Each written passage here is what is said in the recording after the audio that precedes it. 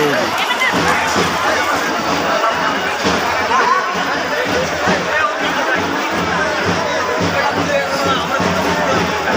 মহান ব্যক্তিটি আজকের এই তৃষ্ণার্থ ভক্তদের তৃষ্ণা দূর ও ক্লান্তি দূর করার লক্ষ্যে আমাদের যে মহান ব্যক্তি এই সুপ্রিয় পানি ও শরবত পানির ব্যবস্থা করেছেন, তিনি আমাদের সকলের পরিচিত বোঝাগঞ্জ উপজেলা আওয়ামী লীগের সাধারণ সম্পাদক